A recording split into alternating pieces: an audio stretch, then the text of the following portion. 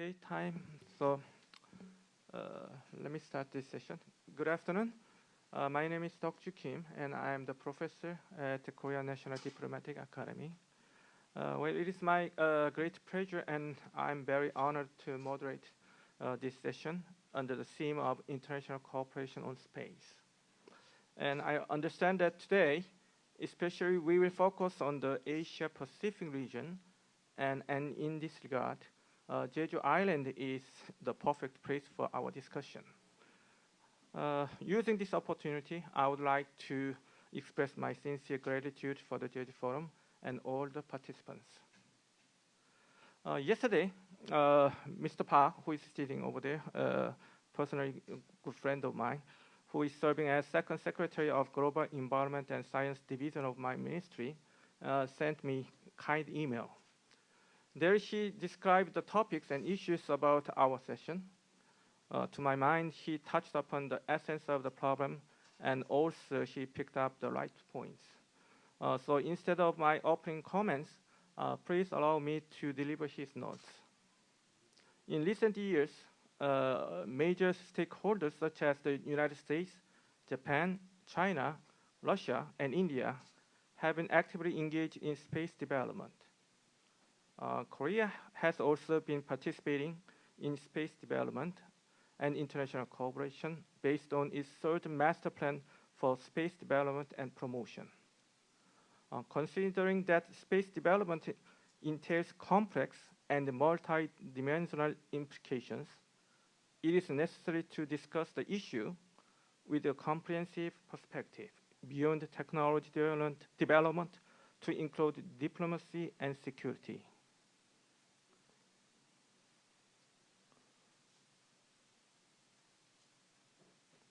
In particular, the Asia-Pacific region, having major stakeholders in play, has ample potential for space cooperation. This session will provide an opportunity to share the current discourses on space issues while discussing national policies as well as means of cooperation in the region, period. I think she should sit here. Now I would like to tell my idea concerning the time distribution.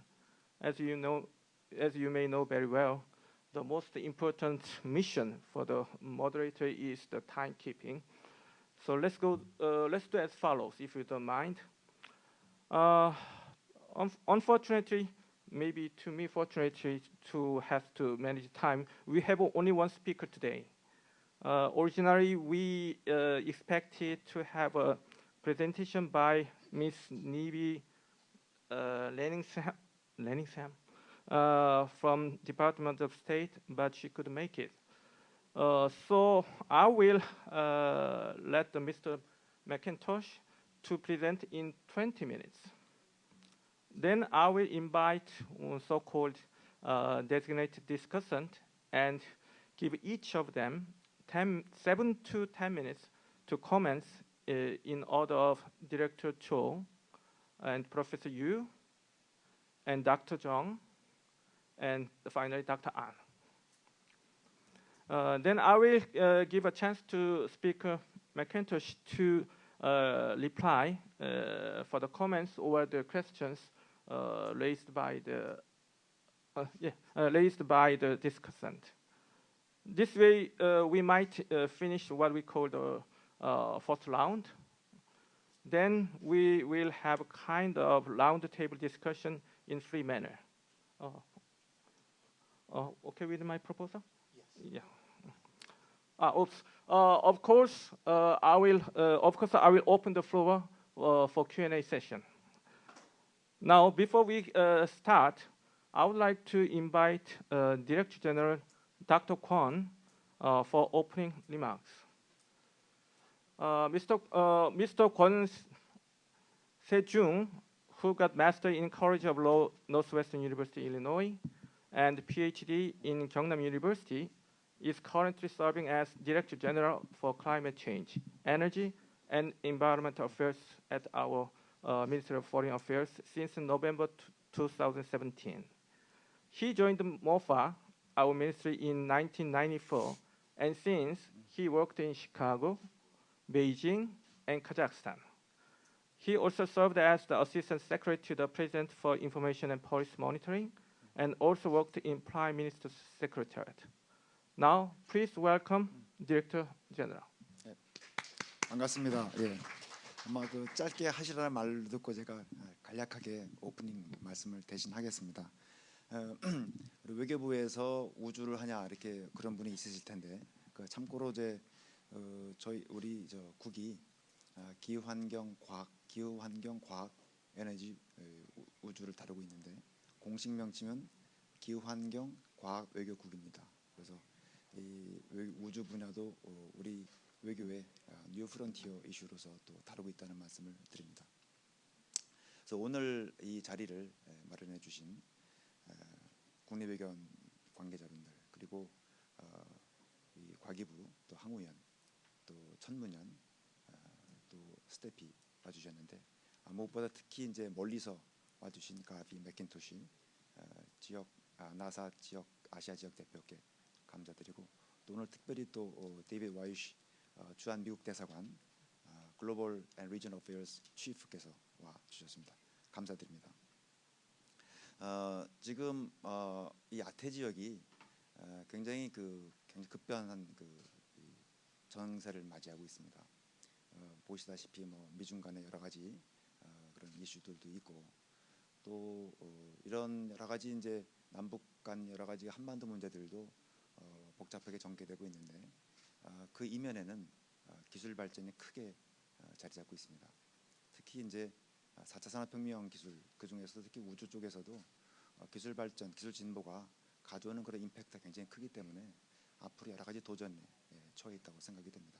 특히 우주 분야에서 크게 이제 논의되는 것이 이제 경향이 이제 세 가지로 본다 그러면, 첫 번째가 이제 상업화, 커머셜라이제이션인데, 이제 그 기존에 있던 그 국가에 속해 있던 그런 핵심적인 기술들이 이제 민간으로 이제 많이 이전이 되고, 그럼으로써 이제 상업화에 많이 이제 기여를 하고 있습니다. 두 번째는 이제 민주화인데, 데모크라타이제이션. 그래서 우주 발전에 뛰어드는 행위자들이 많아지고 있습니다. 국가 정부 이외에도 기업체들, 특히 이제 혁신적인 스타트업 기업들이나 또 개인들도 뛰어들고 있고, 많은 전문가들, 네트워크들이 발전이 되고 있습니다.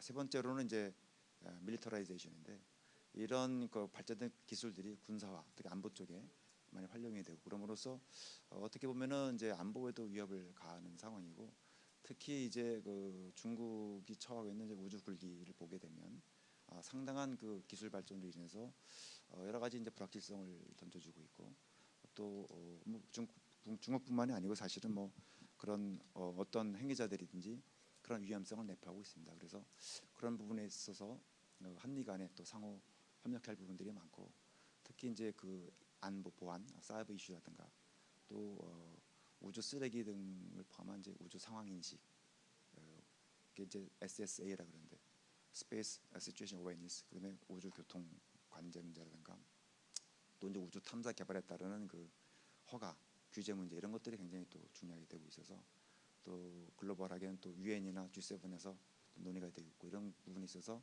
한미 간에 같이 협의를 해나갈 일이 굉장히 많고, 앞으로 이제 한미 간의 동맹이 그간 해왔던 안보 동맹, 또 경제 FTA를 중심으로 한 그런 협력을 더 뛰어넘어서 우주 분야에 있어서도 같이 동맹 수준까지 가야 된다고 생각을 합니다.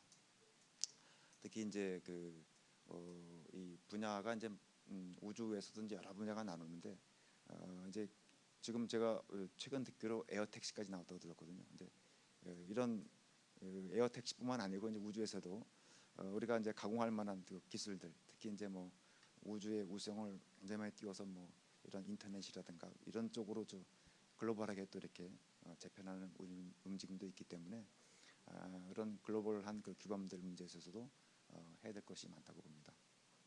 그래서 오늘 이 자리가 한미 간의 여러 가지 이제 안보 이슈, 또 상업적인 이슈, 또 양국의 정책, 우주 정책의 그런 이슈들, 우리도 달 탐사 계획을 하고 있습니다만, 그런 달을 포함한 전반적인 그 포괄적인 정책을 다루기 위해서 많은 이제 전문가들이 오셨는데, 모쪼록 이제 오늘 이 자리가 유익하고 또 도움이 되는 그런 세션이 됐으면 좋겠습니다. 그리고 저 외교부로서도 앞으로 이제 우리가 우주를 중심으로 또 저희국 입장에서 봤을 때는 앞으로 이제 한미 간의 협력의 지평을 넓혀서 보다 좀 긴밀하고 또 프랙티컬한 또 그런 해결을 가져오는 그런 방법으로 삼겠고요.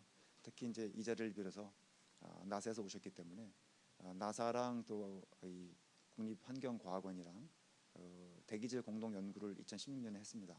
그래서 1차적으로 이제 이 한반도의 위성도 비행기도 띄우고 위성 관측을 해갖고 대기질 특히 미세먼지 부분에 한 48%가 중국발이고 그 당시 5, 6월 달이었기 때문에 물론 이제 그 국외 요인이 이제 왔다 갔다 합니다만은 그런 것도 밝혀냈고 또 올해 하반기에 최종 보고서를 발표할 예정입니다.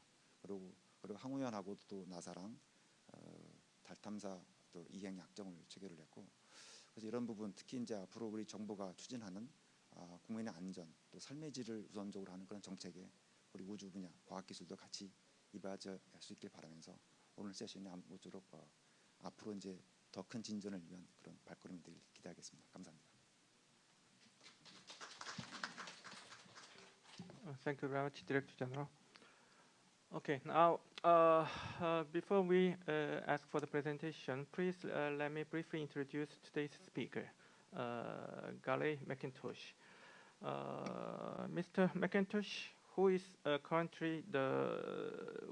currently have a position at the NASA as an Asia representative based at the U.S. Embassy in Tokyo, and who is responsible for coordination of a NASA program and interests in Japan, South Korea, and other countries within the Asia-Pacific region. Well, he is not a stranger to Koreans, as he has negotiated and completed agreements with the Korea Aerospace Research Institute, the Korea Astronomy and Space Science Institute in 2003. And furthermore, in 2014, he led negotiations that resulted in the signing of an agreement with the Korean Agency for Infrastructure Technology Advancement on the development of advanced air traffic management technologies. So please welcome Mr. McIntosh. So you have 20 minutes, Yeah, and the clock is over there. I see the clock right there, so I'll try not to go over time. So thanks for having me today. I'd like to first say thanks to MOFA for inviting me here. It's good to be here in Korea. I'm not too far away, so I hope to see more of you in the future. And also to my friends at IMSIT. We just saw you mentioned the joint working group that we just signed a couple months ago. It's good to work with you, and obviously the implementing agency is CASI, and then we have many different friends here today. So my goal today is to give an overview of where NASA stands in terms of our goals and what we're doing with exploration. As you know, it's moving very fast. We're moving a mile a minute, and so I think there's some exciting activities going on with NASA and exploration, and I hope to explain that to you today and maybe start the discussion about how maybe the United States through NASA and Korea can work together in space activities, particular exploration going forward. So I think my presentation is supposed to go up.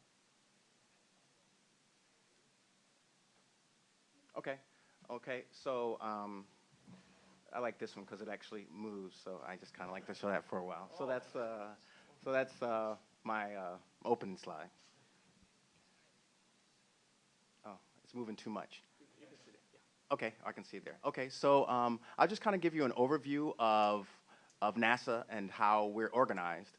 NASA, the administrator of NASA is called, his name is Jim Bridenstine, and NASA has 4 main areas of activities or research, if you will. Since NASA's inception 60 years ago, aeronautics research, you may not know, but NASA just celebrated its 60th anniversary last year. We're 60 years old, so people are often surprised that NASA's 60 years old because in that 60-year period, we've accomplished many things, and many of those things I've talked about today. And aeronautics research was actually the predecessor agency to NASA. So we've been working on aeronautics and aviation for many years. And actually, most of the people who came over to NASA when we were founded in 1958 were actually from the NASA Advisory Committee for Aeronautics, which was started in 1915. So, and most of those people came over to establish NASA when NASA was established in 1958. So, so NASA, the Aeronautics Research Mission Director, is actually the smallest mission director at NASA. Right next to that is the largest mission director at NASA, the Human Exploration Operations Mission Directorate. They work on the International Space Station and anything to deal with humans. And then we have the Science Mission Directorate, that they do all things science. And actually, there's 4 areas of science under the Science Mission Directorate. We have Earth science, looking back here at Earth. We have what we call heliophysics, looking at the sun and its impacts on the Earth. We have planetary science, that is looking at the planets in our solar system. And we have astrophysics, that's looking at planets outside our solar system. And then the Space Technology Mission Directorate, which is the last one I'll talk about, looks at what technologies we'll have to have in the future in order to accomplish the missions in the Science Mission Directorate and the Human Exploration Operations Mission Directorate going forward. And so I mentioned that and I start that off because I just kind of want to give you an overview of NASA. We're spread all over the United States. We have 10 centers across the United States. Many of you may know Kennedy Space Center or Johnson Space Center. They do human space flight. But we also have the Jet Propulsion Laboratory that does space science. We have the Goddard Space Flight Center that does both space and the Earth science. So we're spread all over the United States, and we do a wide range of space activities, and many of those are on the screen for you here today. And so just Mr. Kwan already talked about the broad, kind of mentioned many of our activities, but since I've been at NASA, this is my 16th year at NASA, I've seen a growth of activities with Korea. It's really amazing that when I started at NASA in 2003, many of the areas that we work with South Korea and in all of our areas, including aeronautics. Some of those I'll talk about, just kind of mentioned at the beginning. In 2016, we signed a framework agreement with Korea, and that's the basis of all of our collaboration. You can use that for the Korean Aerospace Resource Organization or CASI or other ones. That is the agreement that we use between the United States and Korea to conduct space activities. So that's really the basis of our collaboration going forward. As Mr. Kwan mentioned earlier, we're working with KARI, the Korean Aerospace Research Institute, on the Korea Pathfinder Lunar Orbiter, or KPLO. NASA has probably the major instrument on KPLO, and it's something we're really, really excited about because, as I'm going to talk about later, the main focus of NASA is right now is to go back to the moon, and KPLO will be an integral part of that. And we're very, very excited to be working with Korea, and particularly KARI, on that one. And we're excited about that mission. Mr. Kwan also mentioned the Korea Astronomy and Space Science Institute, also known as CASI. We're working with CASI on the Van Allen probe and all the Solar Dynamics Orbiter.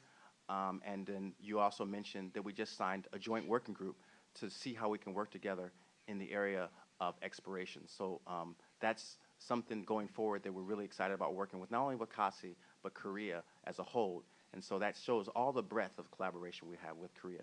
And then also, as mentioned, in the area of earth science, we're working with the Korea National Institute of Environmental Research on the Korea U.S. Air Quality, or Chorus AQ. And you mentioned that, and that's a very, very important of NASA too, is we want to go out in space. We're doing a lot of different things out in space in terms of looking at planets or working in space science or exploration, but also looking back here on Earth and trying to do all we can to provide as much data as we can to protect our Earth is something that NASA is charged to do. And so when we work with Korea in that activity in terms of earth science, that's also very important.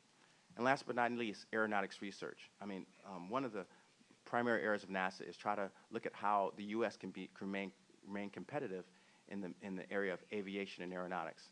And I think about 5 years ago, we signed an agreement with Korea, with KARI as one of the main research organizations in the area of air traffic management, how we can be efficient in terms of aviation, and how we can be efficient in terms of having planes take off and land.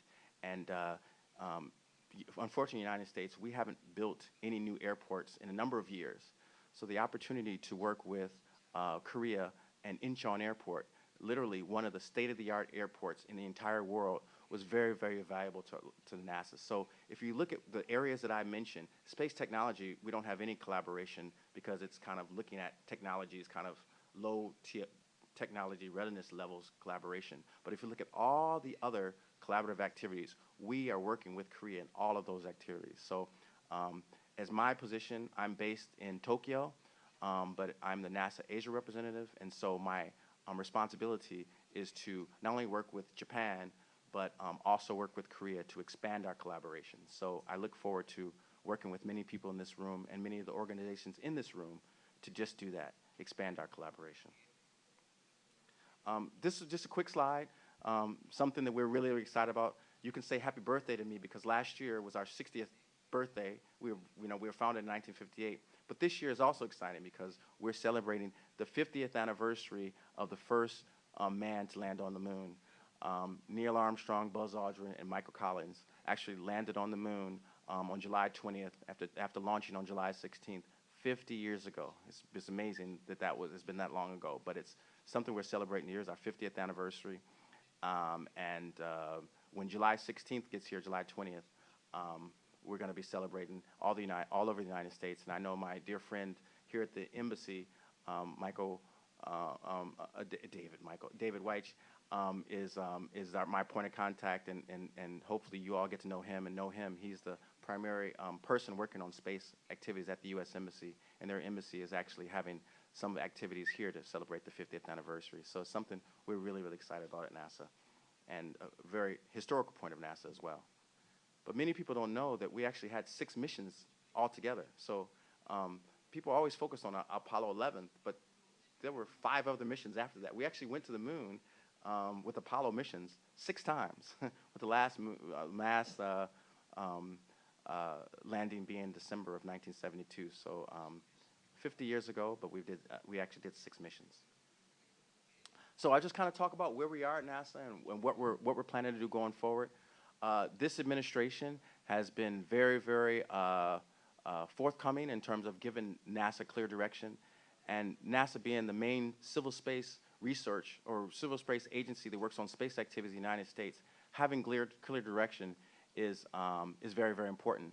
So right after this current administration, Mr. Trump came into office, he gave NASA the first space policy directive, and that to lead an innovative and sustainable program of exploration with commercial and international partners. So I emphasize the word international, and that's what we're hoping to work with Korea and other countries in to enable human expansion across the solar system and to bring back to Earth new knowledge and opportunities. And so that was the first space policy directive that he gave when he came into office. And right after that, you may know that he established a National Space Council in the United States that is kind of responsible for kind of coordinating both the civil space, NASA's the civil space arm of the United States government, also security space, which Mr. Kwan mentioned earlier, and also an area that that we work on in the space activities. But NASA is obviously the civil space arm, and also, as you may see, a growing area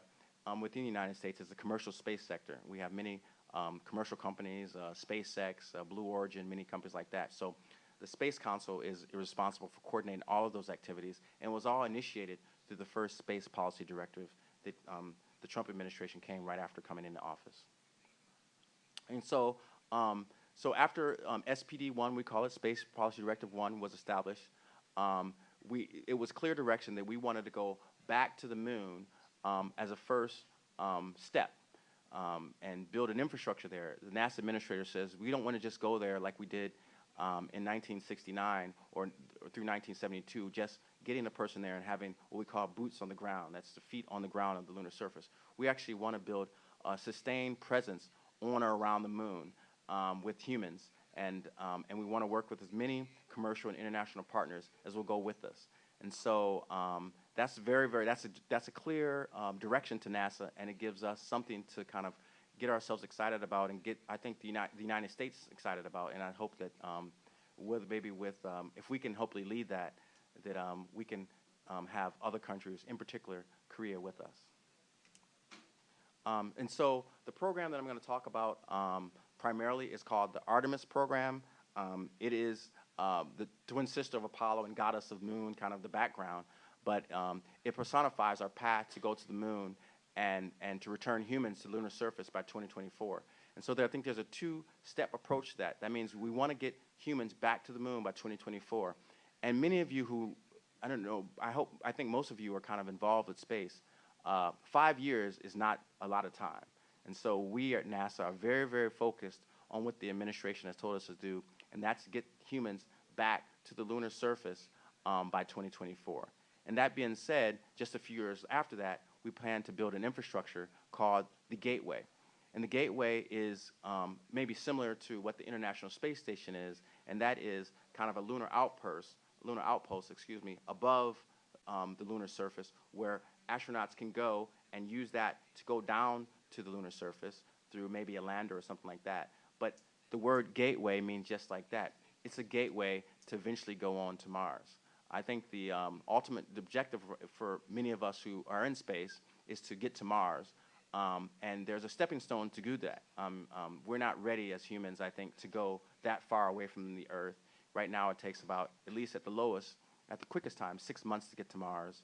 And there's many other challenges that we have getting to Mars, such as human radiation and bone loss, because we know when you're not using gravity, you have actually bone loss in your body. And so we're working on those countermeasures to be able to get humans to Mars. But I think in the near term, we want to go back to the lunar surface. And I think, from what I can understand, that's something that our Korean partners are very interested in as well, is going back to the moon. Okay, so this kind of gives you a phased approach. I won't go through all of that because my moderators told me I have to be off in 20 minutes, and I have 6 minutes to go. But as you can see, it's kind of a phased approach, Artemis 1, Artemis 2, and then there's many different technologies that we need to get there. It's not going to be easy. I think when we first went to the moon, and President Kennedy gave us a charge, he says we do this not because it's easy, because it's hard. And we know at NASA that getting back to the moon, not just with boots on the ground, but building the infrastructure there will not be easy. But I think with our past accomplishments, I think we're ready for it. If you look at kind of past history, the first thing we did was we went, well, not the first thing we did, but when we were doing the Apollo missions, we proved that we can go to long durations. We proved we can go back to the moon and do that with humans. And then with the International Space Station, we proved that we can live and work in space. We can live in space for long periods of time. Some astronauts go up there for as much as a year. And so I think this new initiative is the right initiative, but it combines the best of what we learned in the past in terms of Apollo missions, in terms of humans, and what we learned with the International Space Station. We do both of those. We go to long duration missions, but we also do it for a long period of time with humans. So I think it's, I personally think, and many, obviously, we at NASA think that it's a perfect goal or person directors to give us, and I think we're up to the challenge. So sustainability at the moon and on the Mars, I don't want to talk about many of those in depth. I'll save after if anyone have any specific questions, and we can talk about it during the Q&A session, and you can read it as you go along. And also, I'll give my slides. My slides are available to anybody who wants them. But I'll kind of focus on the last one, which is increases international and commercial partnership opportunities, fostering healthy competition. So, you know, we can read all of the stuff above, but I think the nugget is we can't do this alone. I think the difference between Apollo and now, Apollo was pretty much kind of a space race, and the United States at the time was trying to beat the Russians, and there wasn't much international collaboration, and there definitely wasn't any commercial participation because the commercial sector wasn't developed at the time. But it's a totally different time. When we had the International Space Station experience, we talked about the breadth of collaboration we have with Korea. This time we're going to do it with both international partners and commercial partners.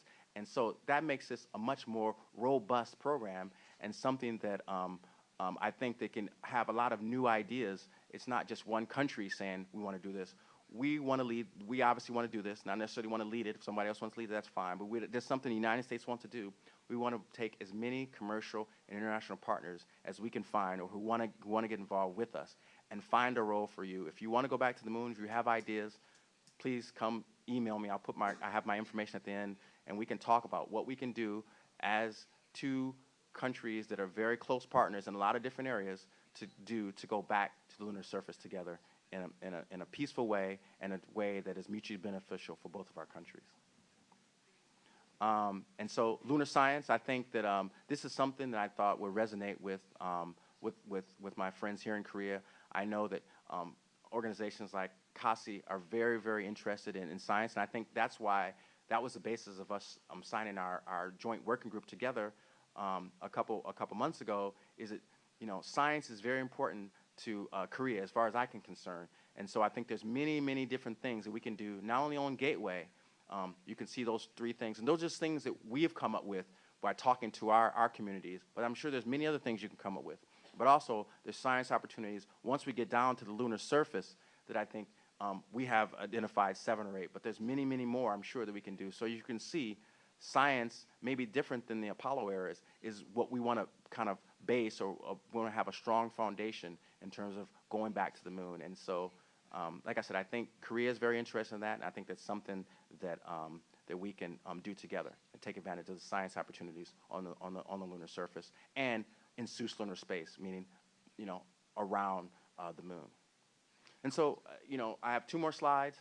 I just want to say that, you know, we think the time is now. We think with the capabilities that we've learned from the International Space Station, many years on the International Space Station, from our many years on Apollo, and all the different science missions we've done, we have the capabilities right now to go back to the moon on a sustained presence. We have the purpose. We have the reason. We think we understand why we want to do that.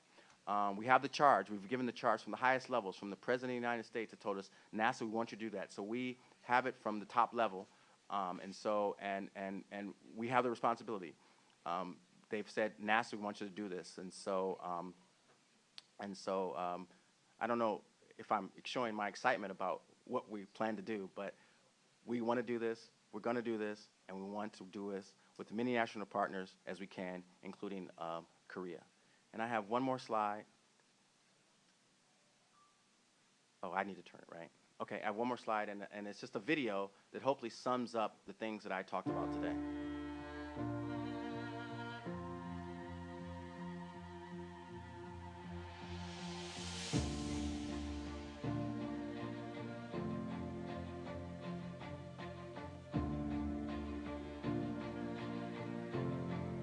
We have a bold vision to go, and we do so knowing that space exploration has improved the human condition in countless ways. And it is the partnerships over the last 50 years that have ensured a steady progress in the science, technology, exploration, and discovery for the benefit of all. With America's new directive to put humans on the moon in 2024, NASA is leading the development of exploration capabilities, and we are building a coalition of nations that can help us get to the moon quickly and sustainably together. Building on the lessons learned from the International Space Station, the key to sustainable lunar missions is establishing an orbiting lunar outpost that we call Gateway. America will develop and launch Gateway's power propulsion element in the near future. This outpost will be built with open standards to allow collaboration and accessibility with our international and private partners. The first of these international partnerships is a commitment from Canada to develop advanced robotics uniquely designed for human and robotic missions. Accelerating the timeline means a lot more focus, means a lot more dedication to the task, and we're up for it. We are looking to our international partners to develop additional components for Gateway, to include habitation capabilities, airlock, and logistics. Gateway is a great step towards the future of the human being. It's a great pleasure to collaborate with NASA in that endeavor. The Gateway is not the end state. It is a piece of a greater mission that will prove how to explore other worlds. With Mars on the horizon, together we can explore more of our solar system, our galaxy, and even the entire universe, and share in the knowledge and advances that will come. NASA is one of our major cooperation partners in space exploration. By going together to the moon, forward to the moon, whatever the time span is, the faster the better. That's something I really like. We welcome a growing list of partners. And through our successes, we will change our perspective on the universe for generations to come. We go together.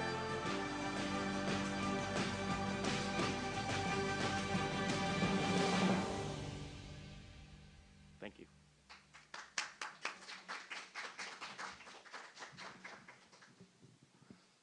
Thank you very much, Mr. McIntosh. Well, I'm not going to summarize what she told us, and I think I don't need to do that. But at least I can feel that he is trying to give us some message like, let's go, the time is now, and we go together. And the last slogan, "We go together," is to me is very much present, because the letter is very much familiar and very much present, because it's better. It's much better than America First. So, okay. So I will invite the discussant, Mr. Jo Nak-hyun, and I would like to also briefly introduce his career. Mr. Nak-hyun Jo began his career with the Ministry of Science and Technology in 1997, and currently she is the Director of Space, Nuclear and Big Science Division of the Ministry of Science and ICT, where he is in charge of formulating policies for Korea's space development, including international cooperation, industrialization, and management of national research institutions. And she also worked in the International Science and Technology Center in Russia from 2010 to 2013. Please, now I would like to invite Mr. Jo. 네, 반갑습니다. 과기정통부 조낙현입니다. 먼저 나사 아시아 대표부의 가비 맥킨토시 씨에게 감사드립니다. 우리 이제 가비 맥킨토시 씨와는 얼마 전에 이제 우리 천문연구원과 나사와의 협력 약정 체결식에서 만난 바가 있습니다. 그리고 상당히 좀 언론에서도 많이 이제 관심을 받았고, 관련해서 이제 전문가 그룹들의 어떤 논의도 잘 진행되고 있고, 저희들도 관련된 예산을 확보를 하려고 노력 중이고, 현재까지는 잘 돼가고 있습니다. 그래서 상당히 감사하게 생각을 하고 있습니다. 그리고 이제 오늘 이 자리를 만들어 주신 외교부의 권세중 국장님께 감사드리고, 그리고 또 원래 당초에 오시기로 했던 국무부의 우주첨단기술과의 니비 라닝햄 담당관님께도 감사의 말씀을 전해주시기를 부탁을 드리겠습니다.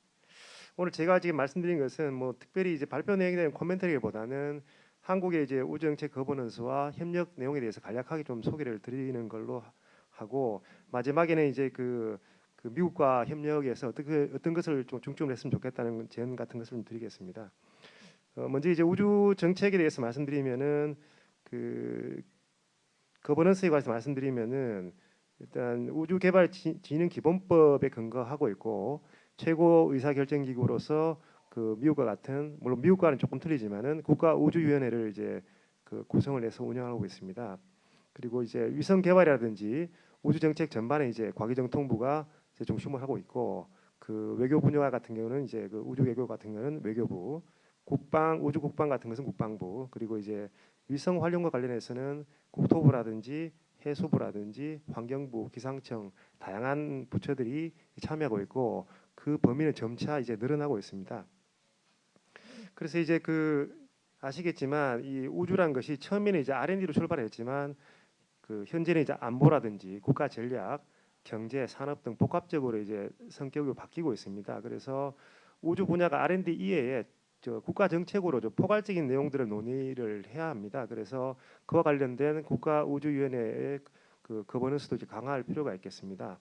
그래서 여러 가지 것들을 이제 노력하고 있는데, 먼저 말씀드릴 수 있는 것은 국가우주위원회 간사 역할을 하고 있는 과기정통부의 우주 정책 기능을 좀 강화하겠다는 그런 것을 이제 저희들이 이제 생각을 하고 있고요.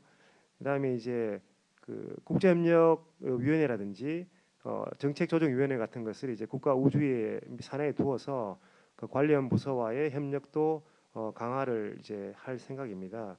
그리고 이제 정책을 잘하기 위해서는 정책을 전문적으로 기획하고 지원하는 그런 싱크탱크가 굉장히 필요한데, 그런 싱크탱크 기능을 좀 강화하기 위해서 여러 가지 방안들을 이제 고민을 하고 있습니다.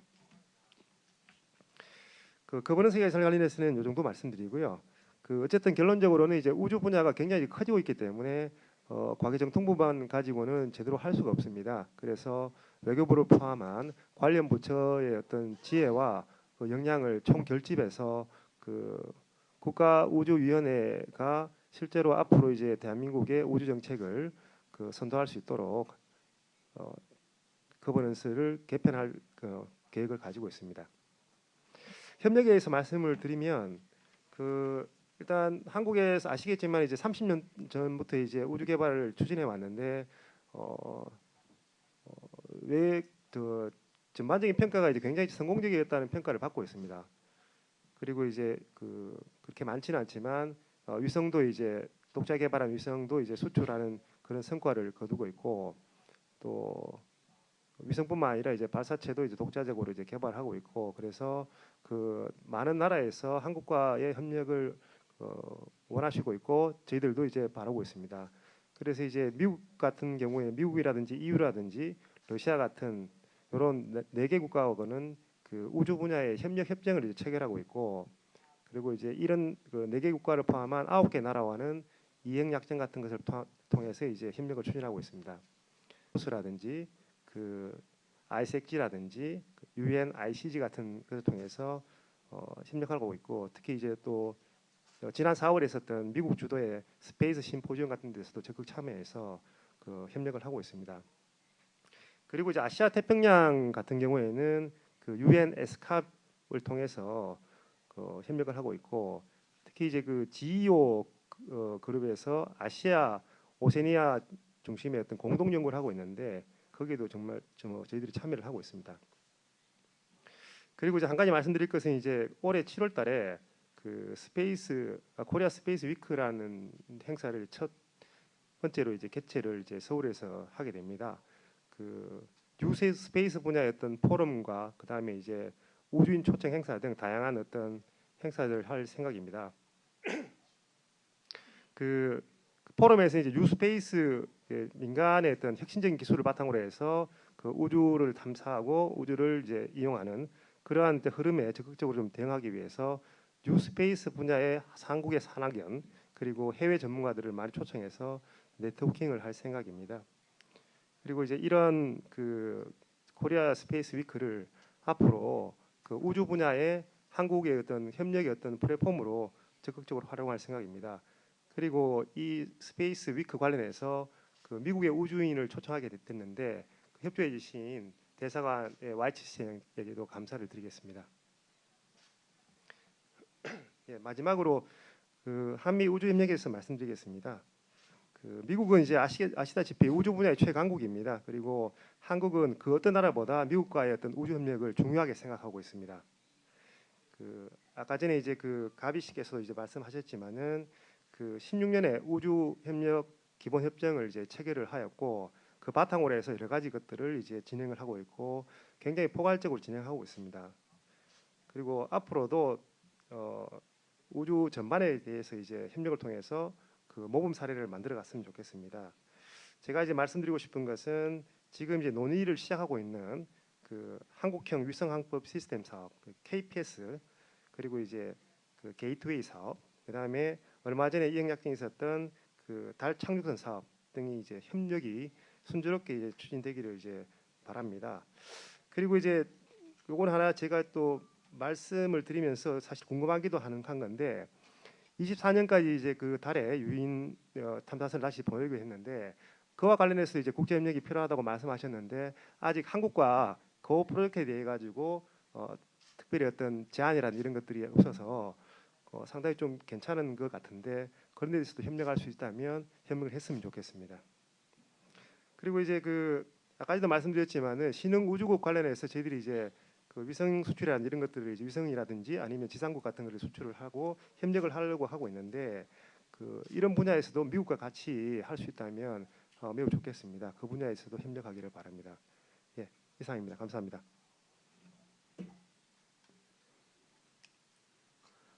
Thank you very much, Mr. Cho.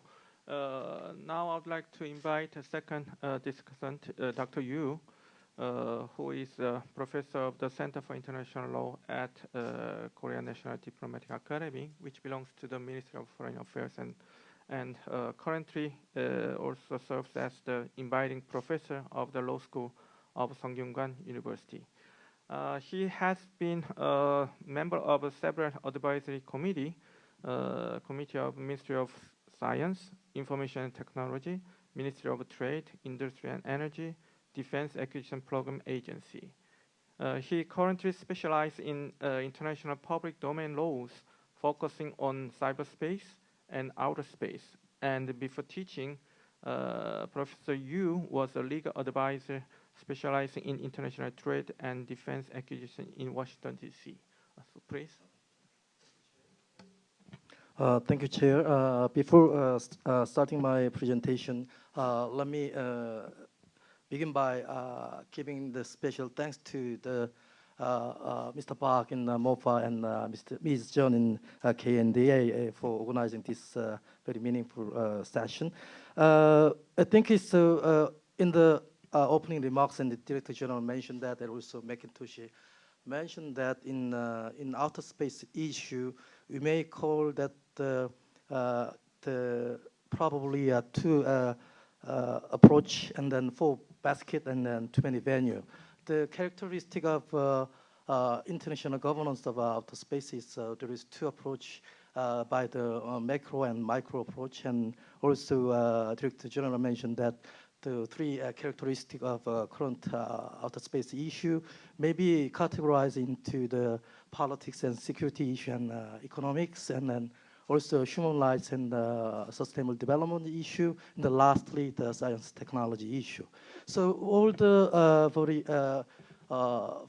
4 as a peculiar basket for the outer space, in we how to interplay those 4 baskets. That can be the basic question. And also now is all the activity, human activity, and the persons starting from the outer space and end to the outer space. That means that all the relevant domain like maritime, ground, and then some cyberspaces are also co-linked with outer spaces activity. So how to what are the differences? How to cope with the other domain? That can be the second basic question. And then maybe thirdly and then lastly, today's purpose themes of the session: how to build up the international cooperation in globally and in within this region. So today the theme of the Jeju Forum this year is Asia towards and resilient peace. So what about the outer space? In the outer space is very much the same. The topic will be applied in the outer space. So how to explore and then maybe utilize the outer space in a very much sustainable, resilient way. That can be the big basic question to today's discussion. So for my discussion, I mainly touch upon the 2 issues. One for that, what are the current international governance issue in outer space, and then secondly, what are some security issue relating to some in this region. About the international governance issue, probably there are so many venues to discuss the issue, not only in UN level, but also regional and bilateral level. So in governance issue, probably in the early 1960s, there's so many maybe legal instruments by the corpus, but as time, so many stakeholders got into the outer space, it's much more difficult to maybe set up the same common grounds of international legal instrument. That can be the problem. So in this year, like a part of CGE, it failed to harmonize, to build up the common understanding of some military issue and security issue in UN level. So that can be another some mission for us. And then secondly, about the security perspective, and as I mentioned before, so in multi-domain approach, so how to cope with that bio outer spaces like space traffic management, and then also space awareness issue is a crucial issue for bilateral some cooperation between the United States and Korea. So that's the main concept for the two issue about the outer space. So due to the time level, I wrap up some one suggestion and then question to Mr. McIntosh. My suggestion is like in focusing on the Asia Pacific and Eastern Asian country, it is time to make any kinds of some export network and then some platform build up the cooperation led by the United States and then among the Asian country. Because in Asian countries, outer space issue, there is not much some well-designed some regional cooperation. Even the ARF, in the they discussing the security issue, but still it's very premature to build up the network for outer space. So whatever the issue about the confidence building measure and capacity building measure, so we may maybe make some expert group working level for the education, and then making the very common ground for the Asian country. That's my one basic some suggestion. And then secondly, lastly, before wrapping my presentation about the Mr. McIntosh presentation, it's very important for space moon exploration issue.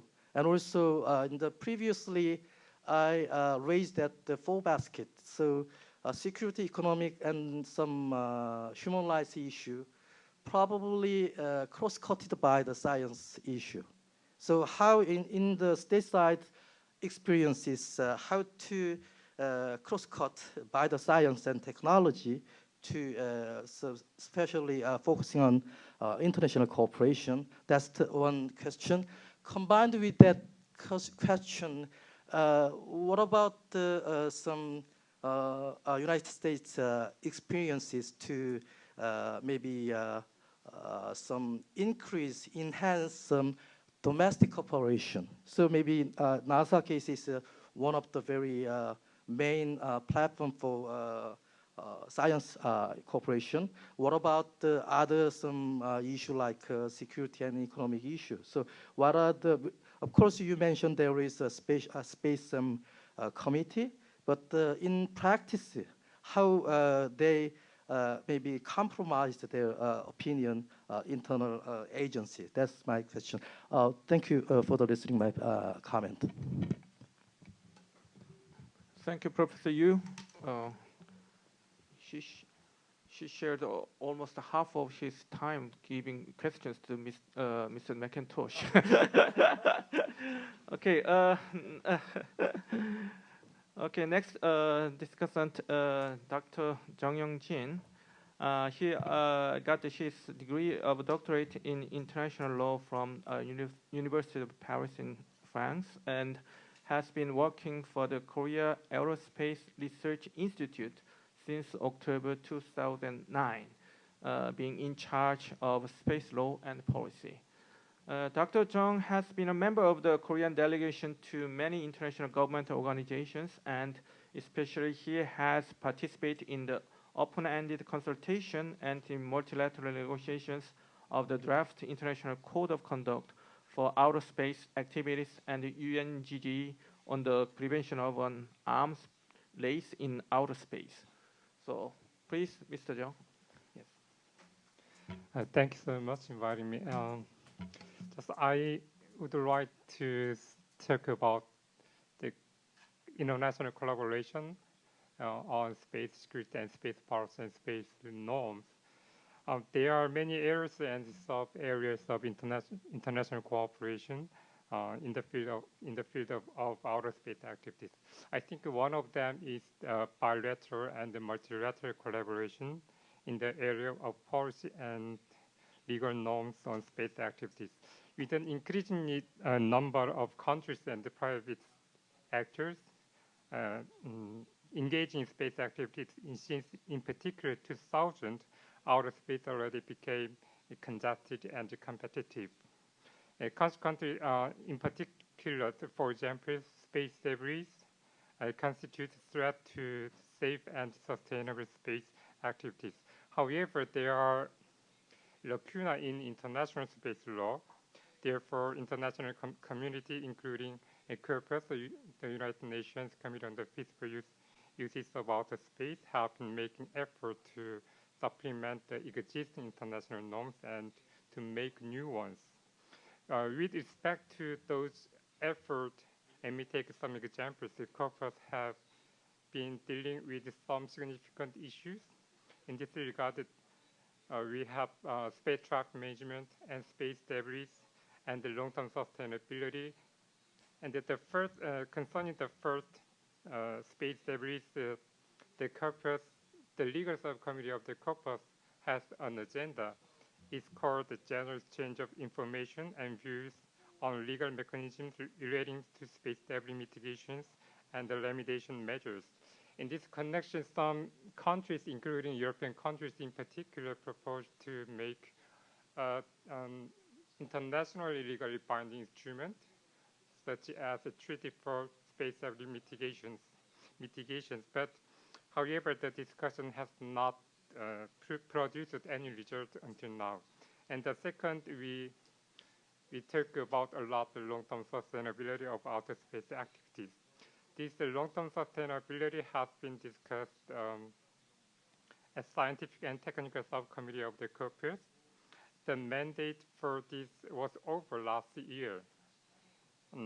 After about 10 years of hard work, the member states of the COPUS agreed on 21 guidelines, but even though these guidelines were not adopted as a formal or official documents of United Nations. And I'd like to talk about space traffic management. The legal subcommittee of the COPUS has been discussing on item general exchange of views on the legal aspect of space traffic management since several years ago. According to this space traffic management, I would like to make a reference to the United States Space Powers Directive 3. This directive defined space traffic management as the planning, coordination, and orbit synchronization of activities to enhance the safety, stability, and the sustainability of operations in the space environment. These items speak about space policy at the international level. We need to understand why such items at the center of heated debate. I think it is because the focus of the discussion is on space security. I'd like to say that we should consider cooperation on space activities in the area Pacific region. If it is so, what is the term space security all about? I would like to just mention what is a space security. Space security is a subject is much discussed but rarely defined nowadays. Traditionally, it has been associated with the military security of state, and this is still the predominant understanding of this term. If this understanding applies to outer space, a fundamental aspect of space security is the contribution that satellites make to the military security of state and the maintenance of international stability and the balances of power, as well as the military threat to satellite and the ability to support international security. But the problem with narrow definition of security was that it did not reflect the everyday reality of people in the world. While the armed forces of other countries might represent a clear security threat for the people of some countries, but in many others they would not, while issues like food and water shortages or endemic disease would be the issues that presented the real security threat to the survival of population. Therefore, a definition of security was needed that could embrace these kind of diverse problems within a single framework. So in this regard, I would like to speak about three kinds of space security. The first, existing space security and environmental space security, and the third is human activities and space.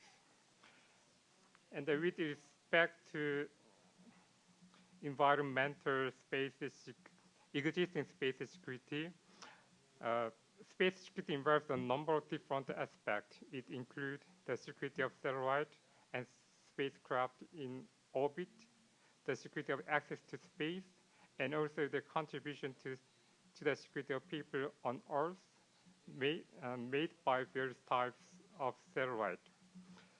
And concerning environmental space security, we can call environmental space security. This security involves issues relating to the crowding of Earth's orbit, such as the space debris problem and the problems of interference in satellite communication frequencies, as well as the dispute over access to orbital slot in geostationary Earth orbit.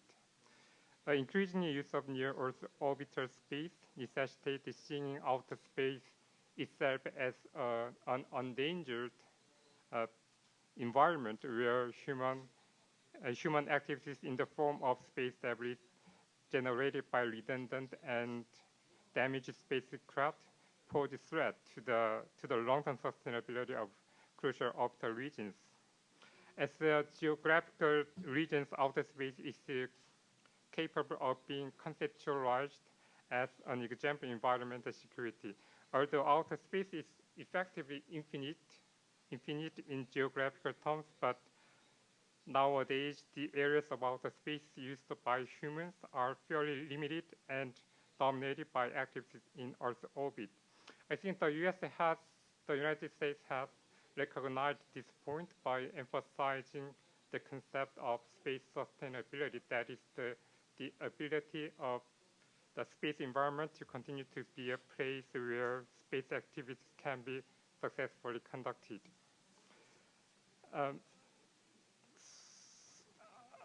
I talk about a third category, human security and space. I just read a book. An American professor studying international relations said that defined security as the assurance people have that they will continue to enjoy those things that are most important to their survival and well-being. For something to be defined as security issues, there needs to be a sense in which it poses a real threat to human well-being or survival.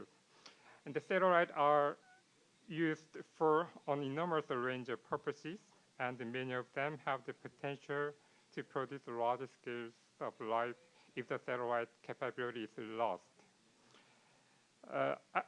Let me take one more example. 2011 report by the British Royal Academy of Engineering noted that global navigation systems are crucial for the following functions for UK users. For example, transport, agriculture, law enforcement, highway management, service for vulnerable people. Therefore, threats to orbiting satellites, whether from military or environmental sources, are crucially important precisely because satellites have come to play such a fundamental part in providing security to human beings on Earth. In conclusion, I would like to emphasize the importance of cooperation on space security in the Asia-Pacific region. Thank you. Thank you very much. Just 10 minutes. It's a lot on time. Okay. The last designated discussant, Mr. An Hyung-jun, who received a PhD in the history of technology at the Georgia Institute of Technology, is an Associate Research Fellow at the Science and Technology Policy Institute in Korea. and he's currently he's working on various space policy researches, and Dr. An also worked as a science journalist for Dongha Science for years and took charge of the institutional evaluation for government-funded research institute at Korea Research Council for Industrial Science and Technologies. So please, Dr. An.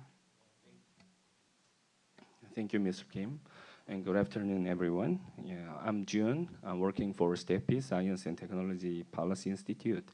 And I'm working for space policy, but I am originally a space historian, especially in history of Korean space programs. So as a space historian, I want to give you, Mr. Gary Makitoshi, big congratulations on the 50th anniversary for Human on the Moon. Yes, and for this discussion, I want to touch the meaning of international cooperation, especially between United States and South Korea, in a historical perspective. South Korea is a kind of a new player in space, especially among the spacefaring nations like United States and Russia and Japan and India and so on. While some of the necessary infrastructure was put in place in 1970s and 1980s in South Korea, South Korea made a commitment space in 1990s, early 1990s, and developed rapidly to become a significant presence in today. The launch of KIDSAT, another name, the 우리별-1, in 1992 marks its first major achievement, and after which it built up its technological capabilities in the space sector in a relatively short period. And South Korea now has dozens of satellites and operates several space projects, and successfully developed its first space launch vehicle, KSLV-1, derived from the first stage of a Russian Angara rocket in 2013. And South Korea now aims to develop the first wholly Korean-made launch rocket, KSLV-2, also known as Nuri, by early 2020s. It will be additionally be used to launch a moon orbiter or lander later.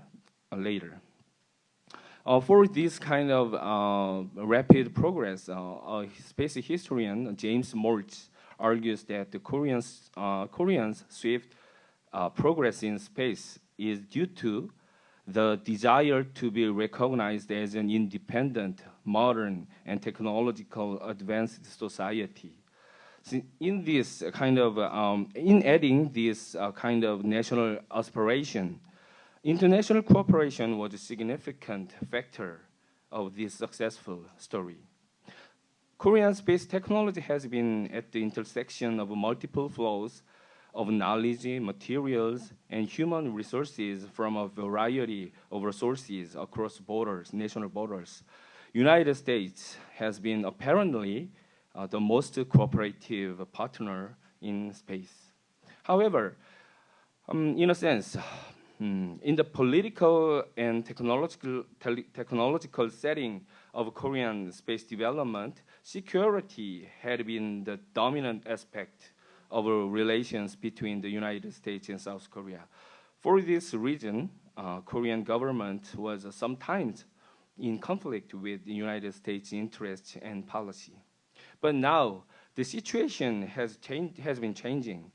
We, Korea, now pursue the more and closer and broader relations in space with the United States, especially in civilian space exploration and related industries. KPS, I think, is one of the good example which we will make a benefit to both countries. Korea is currently seeking to plan out the Korean positioning system, KPS, as Mr. Cho mentioned. KPS is a regional navigation and satellite system following the third National Space Development Promotion Plan. It will be complementary and argumentative to the GPS. It also aims at enhancing the compatibility and interoperability to the GPS. Currently, I'm involving in planning a joint workshop among government experts of both countries in GNSS in this summer to share the policy coordination and discuss various cooperative measures, including a future format of cooperation. Korean government intends to work closely with the United States to promote broad and effective use of GPS standard positioning service as a worldwide positioning, navigation, and timing standard. I believe that KPS contribute to improve the resilience and service performance of GPS in East Asia too.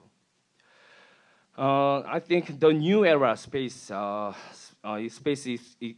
exploration will be international, more international and participatory.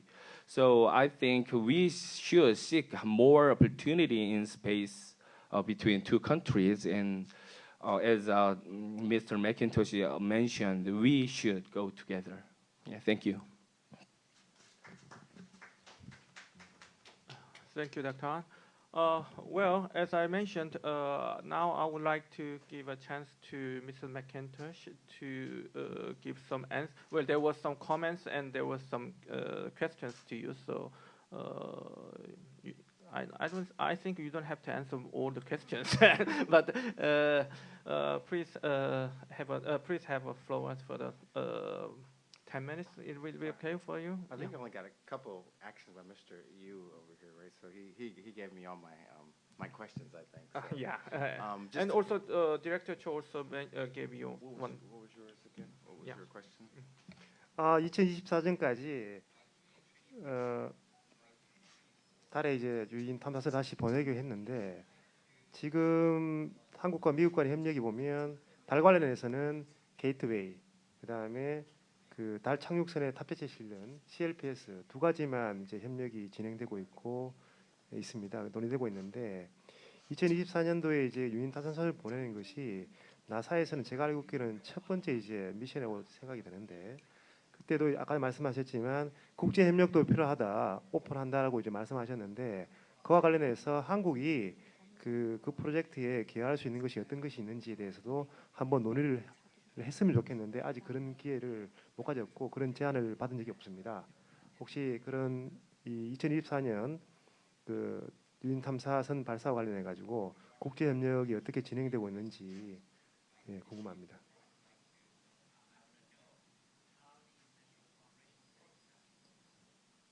Okay, so maybe I'll start with your question, and so that's a very good question. I think, and we're working on that now. I don't really have answers about how we can work together right now in between, when we go back to the moon.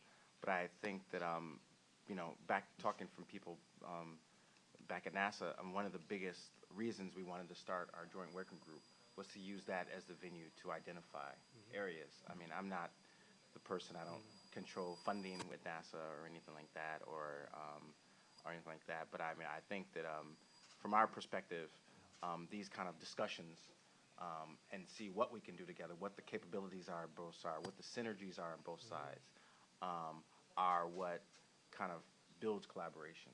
Getting the experts in the room. So I think the idea with the joint working group is to just do that, to provide a platform so that the experts on both sides can get in the room and discuss what we can do together and then make proposals on each side. Obviously, budgeting and all that kind of stuff like that, priorities have to be in line with each other. But I think from our perspective, that was the first initial step to identifying areas. And so, me being here in Japan and having Korea as a part of my responsibilities, I think we should keep in contact.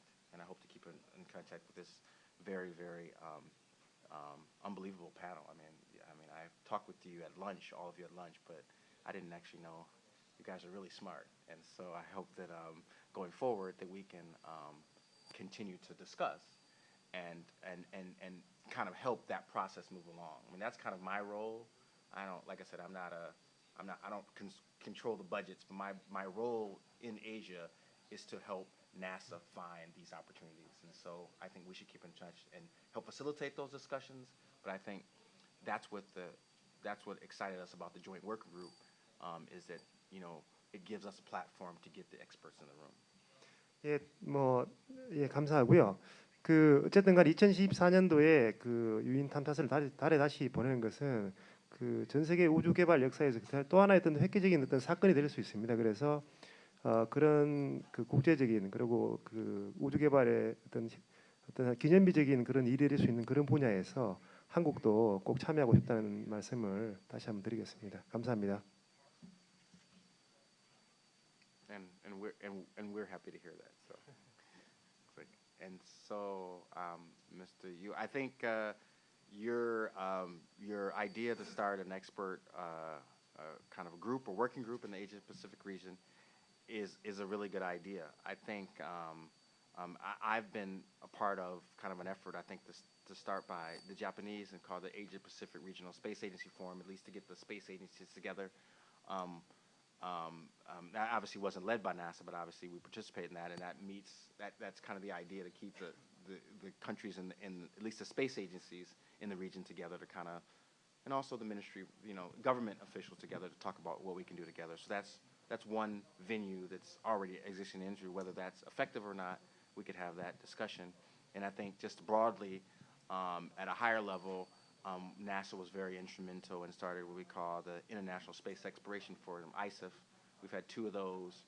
The first one met in Washington, D.C. We started off in 2014. The last one obviously met, I think, 2018 in Japan. And so I think the next one is in Europe. And so that's at a high level. I think when you're talking about commitments by governments in terms of funding and resources, they're all different levels, right? There's the researchers who have to, actually do the work, right? And there's the government, the agencies like NASA and other agencies that have to oversee it.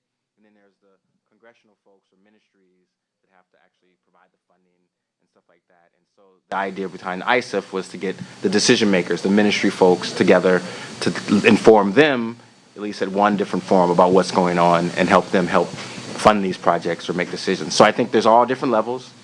And I'd definitely like to hear your idea about maybe what level is kind of lacking, whether it's when you say experts, is that the experts at the space agencies, is that the researchers, or is that the higher level people who actually have to make the decision? So there's all different levels, and so I'd be really interested in talking with you about that and how we can maybe improve about that, be in my position here, definitely like that.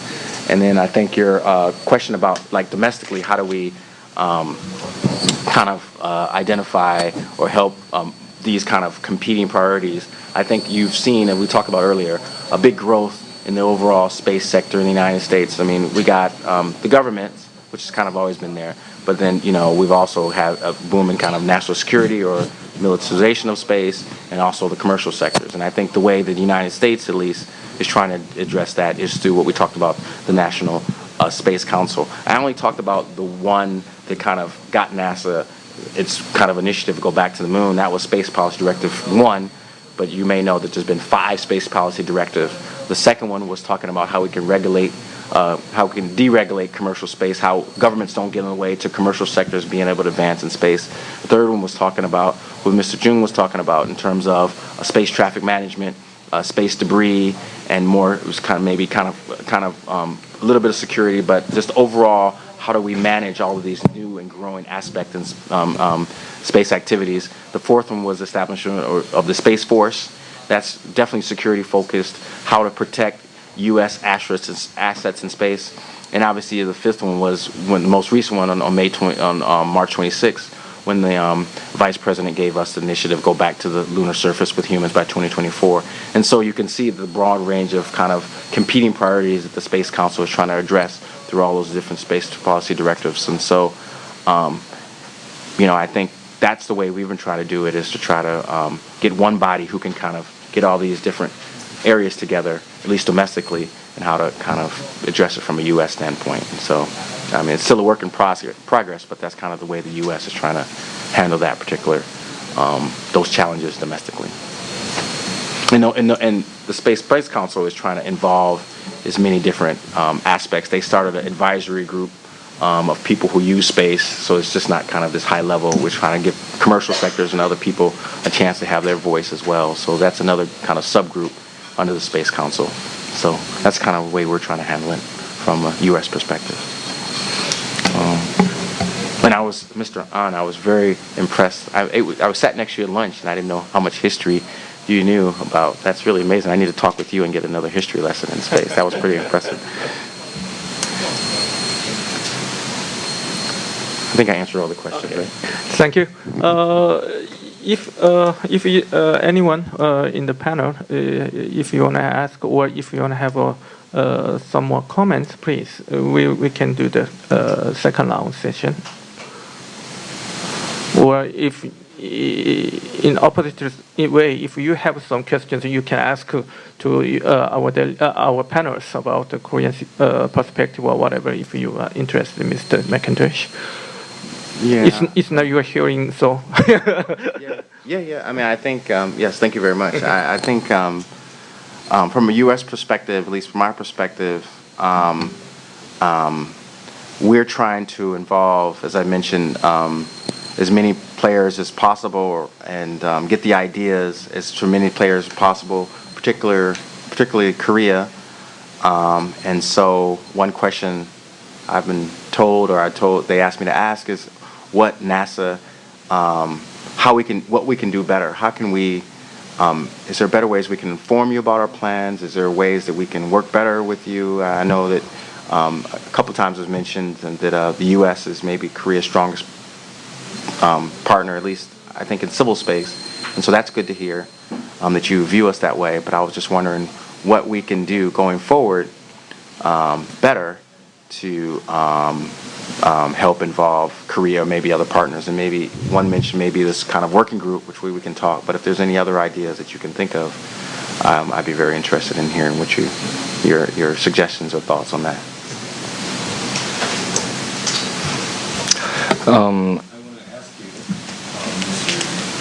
Mr. McIntosh. So as far as I know, your office is located in Tokyo.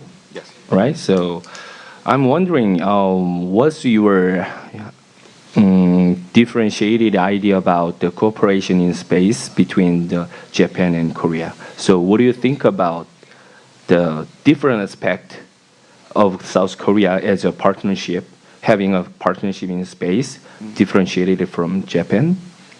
So when I first heard about this conference, my good friend at the embassy, Mr. Weitz there, kind of told me about this, and I was really excited about it. I think is just your question is because NASA only has 3 positions like mine in the whole world. We have one in Europe, they call him the NASA European representative. We have one in Moscow, called him the NASA Russia representative, and they have myself in Tokyo, and I'm called the NASA Asia representative. And so I think that was born out of the International Space Station. We didn't need one in Canada. That was the only partner we didn't address because Canada's right next door, and so we're close enough. We don't need a person there. And so those positions were born because of the International Space Station. And so the strategic coalition, Russia, Europe, and Tokyo, those 3 positions that I'm involved in were bring on the International Space Station. And so that being said, me being there and our long history of collaboration with Japan, I know all the players in Japan. I know how Japan works. We've known it for many years. We know the buttons to touch. We know who does what between the ministries and JAXA, the Japan Space Agency, how they interact.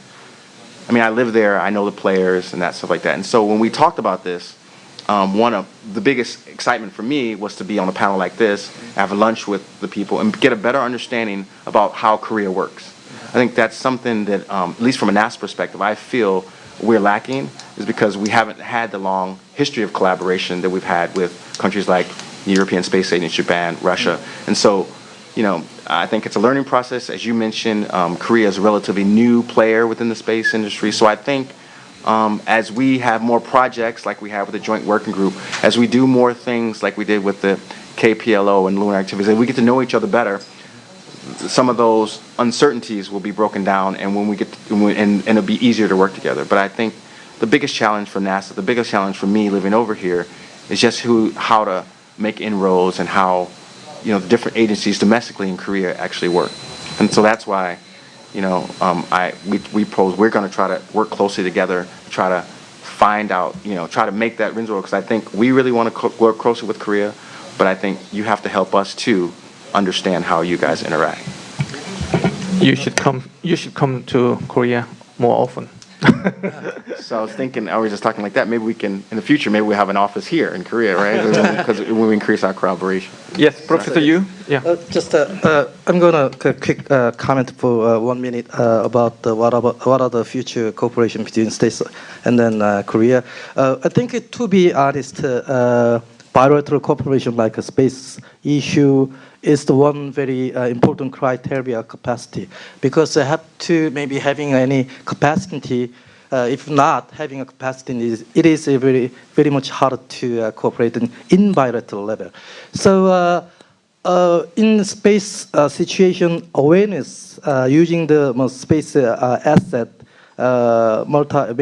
maritime domain awareness by using satellites, something that can be the maybe one of the area between the states and Korea can have the cooperation in the future, because as all the panelists mentioned that one of the area to cooperate in like a KPS things is can be one of the very useful tool to some multi-domain awareness by using space assets. Thank you.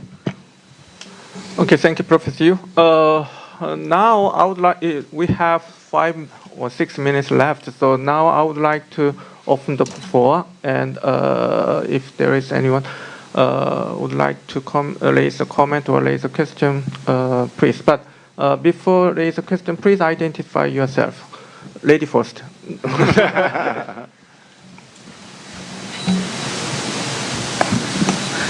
Hello, Mr. McIntosh. My name is Eugene Brielle Kim. I first of all I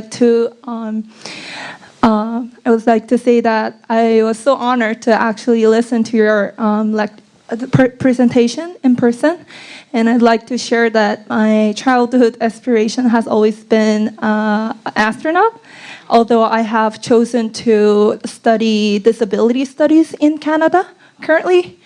And now that aspiration has transferred over to my 12 years old younger brother.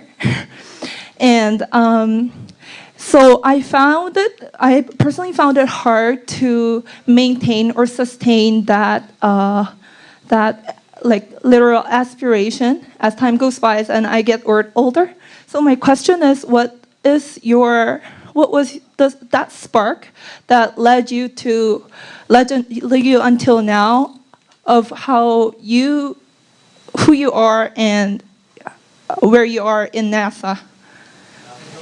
Thank you. Thank you. Please.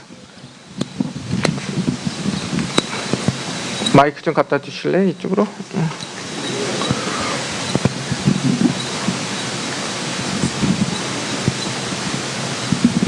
Hi, I'm David White from the U.S. Embassy in Seoul. So in one sentence, I would like to answer both Dr. An and Director Cho. We, the United States, are interested to do more with Korea. That's why Garvey is here. The way to do that is to stay in close touch with us and tell us what you have in mind, and we will see what we can do. Thank you. Thank you very much. Very diplomatic. But I'm very happy to hear that you are not saying American first in this case. Anyway, any more questions? Can I answer her question? I think we will have more. We will have to collect the answers, and I will give you the chance to say. But I'll just be quick. Okay. So I mean, I want to paraphrase by saying I'm not like an astronaut, or I'm actually not a scientist, believe it or not. I'm not anything like, I'm just a policy person. So, I lived abroad in Japan as an English teacher, and I had a chance to live abroad a couple times. I lived in Vietnam and some other places when I was younger. And my goal was to help I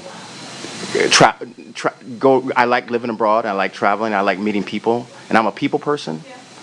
You may not know that, but I like people, and so NASA has a role in international relations office, and so I don't want to say I was some big space person. I watched the moon landings or anything like that. I was just interested in having an international career, and I had a chance to go to NASA, and that's what excited me.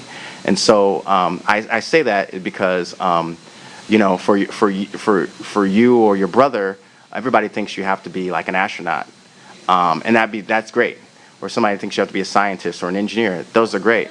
But the space industry has a lot of different activities. We need people to work with other countries. We need people to work in media. We need people to work with other things. So there's a lot of different aspects in space. So, you know, if we have a saying at NASA that if you shoot for the moon, if you miss, you'll be among stars. So if your younger brother, you said, wants to be an astronaut, he shoots for the moon, hopefully he gets it. But if not, you know, he set himself up for something else successful. So that's one of them. Sorry to take your time. No, it's okay.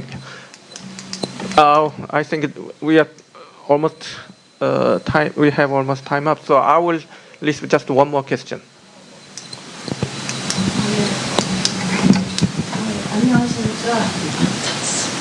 네. 안녕하십니까. 저는 제주 도민인데요. 우선 저는 한국 사람인데 영어로 하니까 되게 뭐라고 할까 그 이질감을 느꼈어요.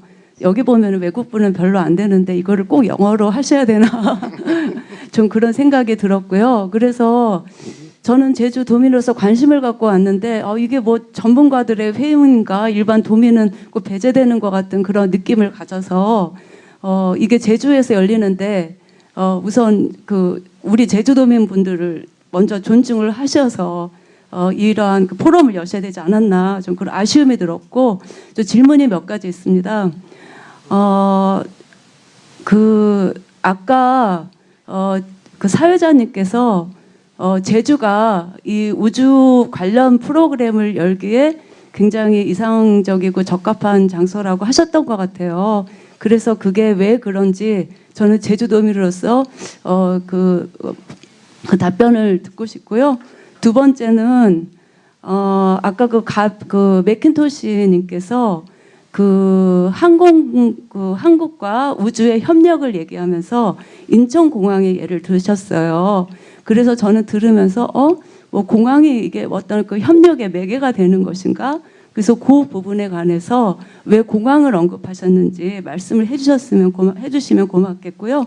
그 다음에 제가 눈이 잘 안 보이는데 성함이 어떻게 되시나요? 준입니다. 예, 접니다. 안형준. 안형준 네, 박사님. 네. 예, 아까 그 우주 협력과 관련해서 가장 그 중요한 거는 안보 부분이라고 얘기를 하셨던 것 같아요. 그렇다면 그 현재 제가 이제 그 기사를 보면은 뭐 저희 집 꼬마도 하는데 우주군 얘기가 나오잖아요. 그래서 그게 그 오를의 그 포럼과는 어떠한 관계가 있는 것인지, 왜냐하면 아까 안보 부분을 그 단어로 분명히 말씀하셨기 때문에 그래서 여러 가지 질문이 있지만 그 세 가지 질문으로 이상 마치겠습니다. 네. 예, 그 뭐 영어로 한다고 그러시니까 제가 답변할 수 있는 걸 한국말로 답변을 드리겠습니다. 그 아쉬움이 있다고 그랬죠. 이 제주도에서 하는 행사지만 이 행사는 제주 포럼이라는 것은 저희가 제주 도민뿐만이 아니라 우리 국민 또 나아가서는 이 아시아 태평양 지역 나아가서는 글로벌한 차원에서의 포럼을 저희들이 생각하고 있기 때문에 영어를 갖다가 일종의 공식 언어라고 할까요? 를 쓰고 있다는 것뿐이지 무슨 그것이 저희들이 뭐 외국 사람이 그 숫자가 많으면 영어를 쓰고 숫자가 적으면 한국말을 하고 그런 문제는 아니라고 이제 판단을 하고 있음을 좀 말씀드리고 싶고요. 그다음에 그 제가 왜 제주도가 이번 그 주제에 딱 적합한 거라고 말씀을 드렸냐면 저희들이 이번 세션이 특히나 아시아 태평양에서의 협력을 갖다가 주제로 하고 있기 때문에 아시아 태평양에서 협력이라고 할 경우에는 저희 제주도가 참 좋은 또 하나의 위치가 되지 않겠냐는 뜻이 있어서 말씀을 드렸습니다. 거기까지 말씀을 제가 답변할 수 있는 건 답변을 드리고요. 그 다음에 Now I think there was some question to Professor An. Yeah. First? Yeah.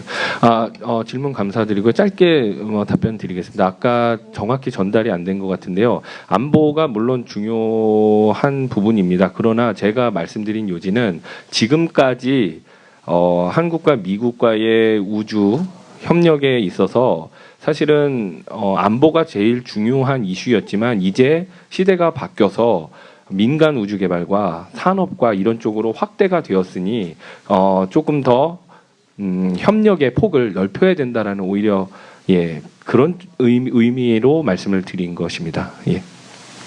So, Mr. McIntosh, could you be short? Yeah, I'll try to be short. So I think I mentioned at the beginning that there's 4 areas of NASA. One of them is aviation research. Doesn't really have anything to do with space. It's just something that NASA does, and it's something that Korea does as well. And so when I mentioned Incheon Airport, I was saying that the Aeronautics Research Mission Directorate at NASA that does aviation research, how to make aviation more efficient for the United States, is working with the Korean government to test NASA's tools to make air traffic more efficient. And we're doing that with Korea and other organizations. And because Incheon is a very state-of-the-art airport, it's hard for NASA to develop its tools in the United States because we don't have the state-of-the-art facilities that Korea has. So we're working with Korea to using our tools in Incheon Airport, which has state-of-the-art facilities. And the benefit is NASA has the tools, Korea has the facilities, but we both get the benefits. We both get the research from those tools that we're telling. Once those tools are developed to make air traffic management, not space, I was talking about air traffic management term. Once those tools are more developed, both countries can use it, and it makes air traffic not only more efficient, but also safer. And so, we're trying to help keep people alive in aviation. So that was the aspect I was talking about. It wasn't space, it was aviation research. Okay, thank you. Well, time is almost up, and I'm about to close this session. Please allow me just to say 2 words. I'm very much sure that the topics and issues which we have talked today at this session is very promising and future-oriented. In this regard, even though at this point our session is not popular and couldn't invite many guests like North Korean nuclear issues, we made another stepping stone for peace and prosperity, which is the unchanged slogan for Jeju Forum. Again, I would like to express my sincere appreciation and gratitude to the speaker and discussant and all the participants in this session. Thank you very much for your attention, and now I declare the session closed. Thank you.